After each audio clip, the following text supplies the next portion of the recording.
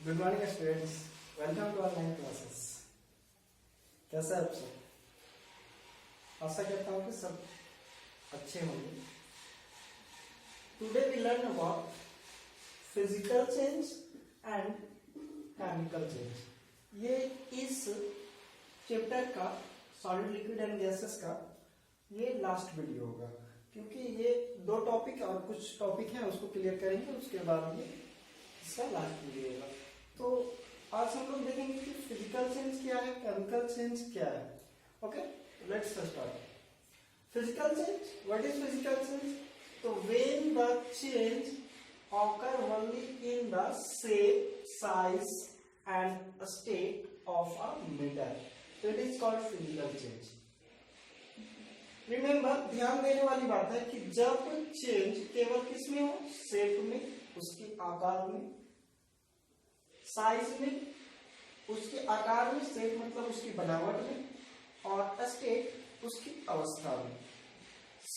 जैसे कि अगर ये मार्कर हमारा है तो ये इस आकार का है, अगर इसको मोड़ करके फिर से इस आकार का कर दे और फिर से इसको हम इस आकार का कर पाए तो इसका आकार में चेंज हो गया, शेप हो गया। अगर ये पतला है तो मोटा मोटा कर सकते हैं, मोटा है तो पतला हो सकता है।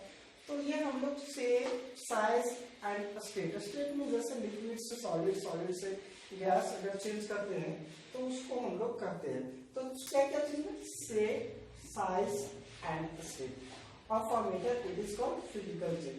आगे बोलता है it is a temporary change and can be reserve. ध्यान दीजिएगा कि यह टेम्पोररी चेंज होता है। टेम्पोररी चेंज मतलब कुछ देर के लिए यह चेंज होता है, इसको आप पुनः प्राप्त कर सकते हैं। No new substance is formed during this change. कोई भी नया सब्सटेंस इसके इस चेंज के दरमियान नहीं बनेगा और आपको ये नया सब्सटेंस देखने को नहीं मिलेगा। एग्जाम्पल में मेल्टिंग ऑफ आइस, अगर आप आइस को मेल्ट करते हैं, उसको पिघला देते हैं तो क्या बन जाएगा?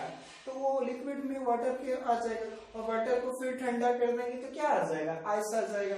तो मतलब हम लोग आइस से पानी और पानी से फिर जो है सो आइस, आइस से वाटर और वाटर से फिर आइस आप प्राप्त कर सकते हैं। तो इसको हम लोग क्या कहेंगे? फिजिकल चेंज कहेंगे। ये किस चीज में चेंज हुआ? इसका स्टेट में चेंज हुआ। ठीक है, आगे होता है स्ट्रेचिंग ऑफ रबर। अगर रबर है उसको अगर हम खींच देते हैं तो खींचने के बाद वो लंबा हो जाएगा, और लंबा हो जाएगा तो उसकी जो साइज होगा उसमें चेंजिंग हो जाएगा, मगर कोई भी नया सब्सटेंस नहीं बनेगा।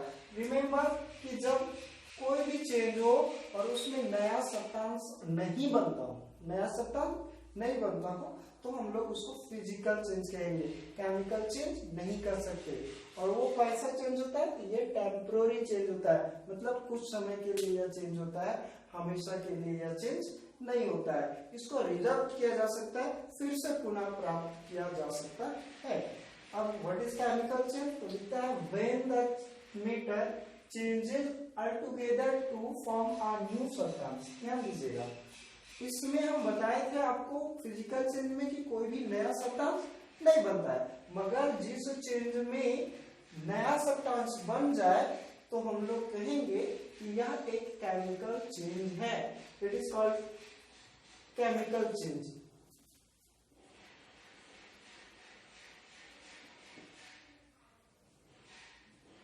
It is called chemical change और इट इज परमानेंट चेंज। और ये चेंज जब एक बार हो जाएगा तो पुनः आप फिर उसको प्राप्त नहीं कर सकते हैं। ये परमानेंट चेंज होता है, मतलब एक बार चेंज हो गया तो वो हमेशा के लिए चेंज ही रहेगा।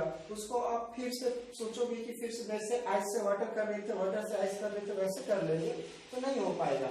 और change can not be reverse, और इसको पुनः प्राप्त नहीं किया जा सकता। एग्जाम्पल में बर्निंग ऑफ पेपर, अगर आप पेपर को बर्न कर देते हैं, एक पेपर ले लेते हैं और उसको जो है बर्न कर दे, जला दे, तो उससे आपको क्या प्राप्त होगा? When we paper burn it then we get yes, मतलब कि हम लोग को राख प्राप्त होगा। और वो राख को अगर आप चाहेंगे कितनों भी कोशिश कर लीजिएगा तो फिर से पेपर नहीं बना पाइएगा। दैट मीन्स कि इट इज परमानेंट चेंज। अगर ये परमानेंट चेंज है और ये इसको रिजर्व नहीं किया जा सकता। कार्डिंग ऑफ मिल्क, दूध से दही बनाना, अगर दही अगर बनना गया दूध से, तो आप फिर कोशिश करोगे कि हम इसको फिर से जो है दूध बना दे, तो इट इज इम्पॉसिबल। तो इस प्रकार से हम लोगों ने जाना physical change, that change we get a new substance, not sorry, physical change that we not get a new substance, chemical change that change we get a new substance। तो इस प्रकार से हम लोग ने जाना कि फिजिकल चेंज क्या है, केमिकल चेंज क्या है। आगे नेक्स्ट टॉपिक पे बात करेंगे हम लोग।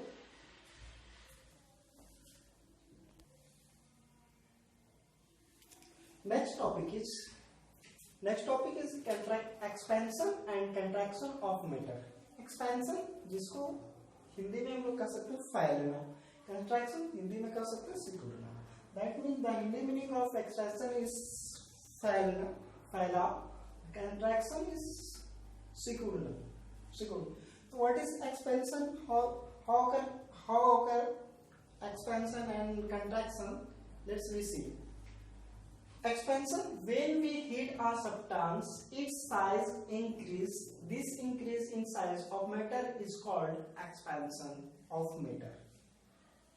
जब हम लोग किसी चीज को गर्म करते हैं, तो गर्म करने के बाद क्या होता है ना कि उसका साइज एक्सपांड हो जाता है, थोड़ा फैल जाता है।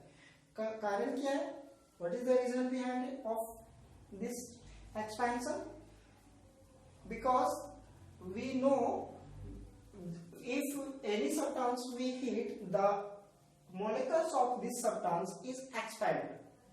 मतलब जब हम लोग किसी भी सब्सटेंस को गर्म करते हैं तो उसके मॉलिक्यूल्स क्या होते हैं ना, फैलते हैं। ये मॉलिक्यूल्स जो आपस में चिपके रहते हैं, वो क्या होते हैं ना कि उनके बीच एक जगह बन जाती है, थोड़ा सा जगह बन जाता है, तो वो फैल जाता है। तो उसी को हम लोग, जो एक्सपेंशन जो होता है, जो साइज जो बढ़ता है, फैलता है, उसी को हम लोग एक्सपेंशन करते हैं। और ये कब होता है? जब किसी सब्सटेंस को हीट किया जाता है। तो हम लोग इसको एक एक्टिविटी के माध्यम से समझने की कोशिश करते हैं। वी हैव अ बॉल और आयरन रिंग, दोनों सेम साइज के हैं। यहाँ पे फिगर में हो सकता है कि छोटा बड़ा आपको लगे देखने में, but they are also same size. जब बॉल को इस रिंग से अंदर करने की कोशिश हम लोग करते हैं, फिगर ए में आप देखेंगे तो ये बॉल इसके अंदर नहीं जाता।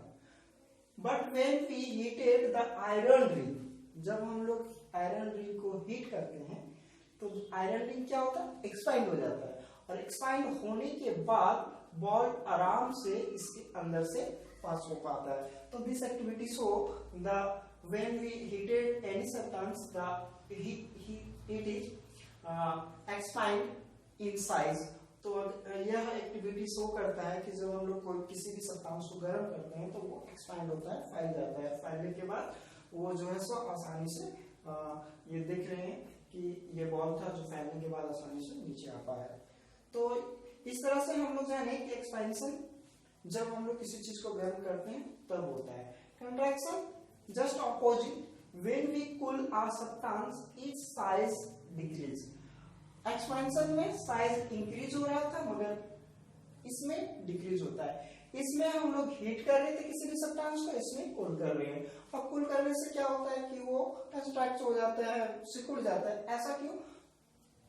यही रीजन इसमें भी है कि जब इसके कण अगर फैले हुए हैं और इसको हम लोग जब कूल करेंगे, ठंडा करेंगे ना, तो इसके कण जो है सो एक दूसरे के आसपास में जुड़ जाएंगे। और इसके कारण क्या होगा कि वो जो बीच में स्पेस था, दोनों के बीच में जो स्पेस था दोनों मॉलिक्यूल्स के बीच में, वो खत्म हो जाता है। खत्म होने के बाद क्या होगा? खत्म होने के बाद ये होगा कि ये जो बड़ा साइज दिख रहा था वो छोटा साइज आपका निकलेगा। तो इस तरह से हम लोग जाने कि व्हाट इज द एक्सपेंशन और what is the contraction. I hope कि जो 4 टॉपिक आज हम लोग पढ़े, physical change, chemical change, expansion and contraction, आपको क्लियर हो गया होगा। इसी आशा विश्वास के साथ बस आज के लिए इतना ही। मिलते हैं नेक्स्ट वीडियो में।